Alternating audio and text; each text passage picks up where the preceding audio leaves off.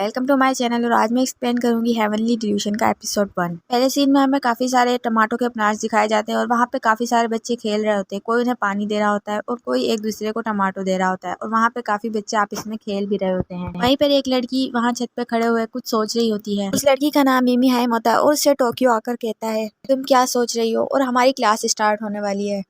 जिस पर mini hymn सोच कर कहती है कि आज तो हमारा टेस्ट है। जिस पर वो कहता है कि नहीं, हमारी तो आज नॉर्मल क्लास है। ये नहीं, आज हमारा टेस्ट है। और जब वो क्लास में पहुंचते हैं तो उनके टीचर, जो कि एक रोबोट होती है, वो कहती है कि टेस्ट के लिए तैयार हो जाओ। वो सारे स्टूडेंट जो वहाँ पे होते हैं वो कहते हैं कि हमने तो पढ़ा ही नहीं है और आपने बताया भी नहीं कि टेस्ट है। कि टीचर उन्हें खामोश रहने को कहती है और कहती है कि अगर क्लास में ध्यान देते तो तुम्हें पता होता। और फिर वो लोग टेस्ट करने लगते हैं। वहीं पर दिखाते हैं कि वहाँ गार्डन में एक लड़का फिश बनाता है, ड्राइंग करता है और लड़की उससे पूछती है कि इसके इतने सारे हाथ क्यों हैं। वो लड़का उससे कहता है शायद बाकी फिशेस को पकड़ने के लिए। वो कहती है क्या तुमने कभी ऐसी फिश देखी है? वो कहता है नहीं, ये तो मैंने ऐसे ही बना दी। वो लड़की कहती है कि काफ़ी अजीब है और फनी भी, मैं इसे डायरेक्टर को दिखाऊंगी।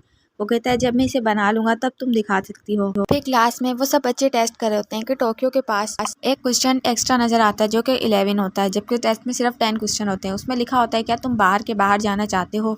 अगले सीन में हमें मारू और किरोको दिखाई जाती है। वो दोनों कहीं जा रहे होते हैं। जो मारू होता है वो उसे अपनी बहन समझता है। वो लोग किसी चीज की तलाश में होते हैं, या तो खजाने की, और वो किसी घर में जाते हैं। कहते हैं हमें ऐसा घर ढूंढना चाहिए जो कि अभी टूटा हुआ ना हो। किरोकी एक घर के पास जाकर कहती है कि इसका दरवाजा लॉक है। मारू और किरोकी उस घर में विंडो तोड़कर अंदर चले जाते हैं और घर की तलाशी लेने लगते हैं। फिर वो लोग छत पे जाते हैं और देखते हैं वहाँ कुछ लाशें होती है। और वो किरोकी कहती है कि शायद इन लोगों को खाना नहीं मिला और ये भूख से इसी घर में मर गए हैं। फिर वो लोग किसी दूसरे घर आ जाते हैं, जिस पर मोरू कहता है कि ये घर तो काफ़ी ज़्यादा अमेजिंग है। और फिर किरोकी खाना बनाने लगती है और वहाँ पे घर के आसपास लगी हुई वेजिटेबल भी काट कर डाल देती है। वो सोचती है कि शायद ये खाने के काबिल हो, लेकिन जब वो खाना खाते हैं तो वो काफ़ी ज़्यादा कड़वा होता है और वो उनसे नहीं खाया जाता। मारू कहता है कि इसने तो पूरी डिश को ही खराब कर दिया। फिर रात हो जाती है और किरोकी और मारू उसी घर में सो रहे होते हैं। किरोकी कुछ तस्वीरें देख रही होती है तो मारू उससे पूछता है कि ये लोग कौन है। किरोकी बताती है कि एक तो मेरा दोस्त है और एक इंसान ऐसा जिससे मैं मिलना चाहती हूँ। वहीं पर हमें पता चलता है कि जो मोरू है वो किरोकी के साथ बॉडीगार्ड के तौर पर उसके साथ है।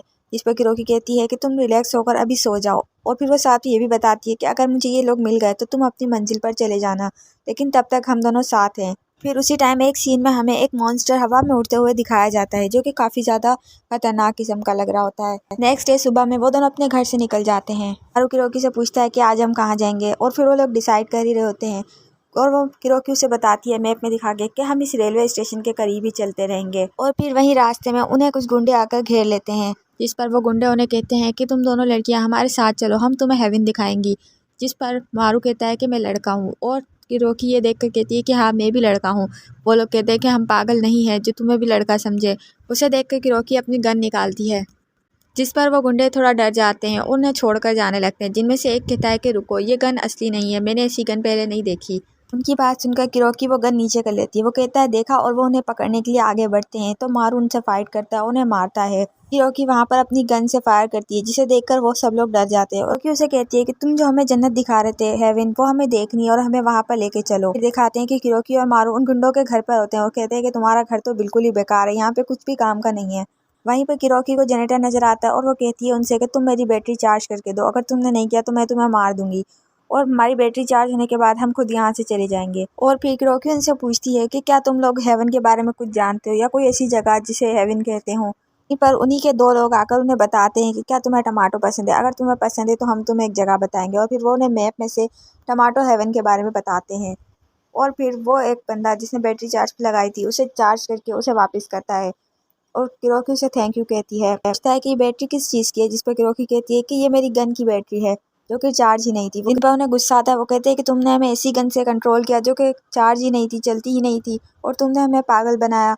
वो ये कहकर हंसते हुए वहाँ से निकल जाते हैं। मारू और किरोकी बाहर निकल कर एक दूसरे से बातें कर रहे होते हैं और कहते हैं कि आखिर ये टमाटो हेवन है क्या चीज़, और उसके नाम पे ऊपर हंसने लगते हैं। वहीं पर स्कूल में दिखाया जाता है जब टेस्ट होने के बाद टोक्यो माहिमी से कान में पूछता है कि तुम्हें कैसे पता चला था टेस्ट का। वो कहती बस मुझे ऐसा महसूस हुआ कि टेस्ट होने वाला है, तो इसलिए मैंने तुम्हें भी बता दिया। पर उन्हीं के क्लास का एक लड़का उन्हें फुटबॉल खेलने का बोलता है, जिस पर सब उसे मना करके चले जाते हैं। फिर टोक्यो से कहती है कि इसे मेरे साथ कुछ काम है और वो उसे वहाँ से ले जाती है।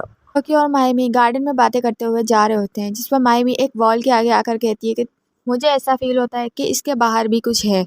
टोक्यो यही सब सोच रहा होता है रात को बिस्तर पे लेटा हुआ कि आखिर बाहर है क्या और वहाँ की दुनिया कैसी होगी, वहाँ क्या चीज़ें होंगी। वहीं पर वो अपने रूम से निकलता है, स्कूल से बाहर आकर वॉल के पास पहुंचकर सोच रहा होता है कि आखिर इसके आउटसाइड क्या है। वहीं पर उसके पीछे उनके स्कूल की डायरेक्टर आकर उसे आवाज़ देती है और कहती है टोक्यो। इस डायरेक्टर के साथ एक और बंदा भी होता है, या तो वो टीचर होता है। वो उससे पूछता है अगर तुम्हें नींद नहीं आ रही तो हम तुम्हें मेडिसिन दे सकते हैं। जिस पर वो कहता है नहीं, मैं बस ये सोच रहा था कि इस वॉल के बाहर भी कुछ है क्या। जिस पर वो डायरेक्टर कहती है कि क्या ये तुमने खुद से सोचा। वो कहता है नहीं, ये मायमी ने कहा है। वो कहती है कि इस लड़की की सोच वाकई बहुत ज़्यादा अच्छी है। जिस पर वो डॉक्टर उसके कान में डायरेक्टर के कुछ कहने लगता है। वो कहती है आखिर में टोक्यो से कि हाँ, इसके बाहर वाकई कुछ है। फिर दिखाते हैं कि किरोकी मारू से कहती है कि अब वो और ज़्यादा नहीं चल सकती और वो वहीं पर ही लेट जाती है। इस पर मारू उसका बैग उठाकर उसे चलने को कहता है और फिर वो फिर से चलने लगते हैं और वहाँ पर एक जगह उन्हें दिखती है और वो वहाँ पर रुक जाते हैं और वो देख ही रहते हैं कि वहाँ पीछे से उस घर की ओनर आकर कहती है कि हाँ, ये ओपन है। दिखाते हैं कि किरोकी उसे पैसे देती है जो कि उसे कम लगते हैं और फिर वो उससे साथ में बैटरीज भी देती है कि वहाँ पर पड़ी गैस बुक उठाकर देखने लगती है। फिर किरोकी उसे वो तस्वीरें दिखाकर पूछती है कि क्या उसने इन दोनों को देखा है। वो कहती है नहीं। फिर वो उससे हेवन प्लेस के बारे में पूछती है और उसके बाद वो लोग वहाँ पर तैयार होते हैं और नहाते हैं। जब वो वहाँ पर डिनर बना रही होती है तो वो ओनर उन्हें बताती है कि यहाँ पर एक मॉन्स्टर है जो कि गन से नहीं भरता। पर किरोकी कहती है कि हम उसे अपने गन से मार देंगे। फिर वो लोग खाना खाते हैं तो वो ओनर उनसे कहती है तुम दोनों को बिना किसी रिश्ते के एक दूसरे के साथ इस तरह नहीं रहना चाहिए। इस पर किरोकी और मारू का फेस रेड हो जाता है और वो कहती है कि नहीं, ये तो मुझे बहन कहता है और कहती है कि ये तो बस एक ऑब्जेक्ट है और मैं इसकी बॉडी गार्ड हूँ जो कि इसे बस प्रोटेक्ट कर रही हूँ। ये सुनकर मारू का दिल दुखता है और फिर वो रात को जब सोने जाता है तो वो अपना बिस्तर किरोकी से काफ़ी दूर करके लगाता है और सो जाता है। इस पर किरोकी उससे पूछती है कि तुम्हें क्या हुआ, तुम किस बात पर गुस्सा हो। और फिर वो दोनों जब सो जाते हैं तो वहाँ पर दिखाते हैं कि वो मॉन्स्टर उन्हीं के घर के बाहर होता है और वो ओनर के हाथ में गन होती है।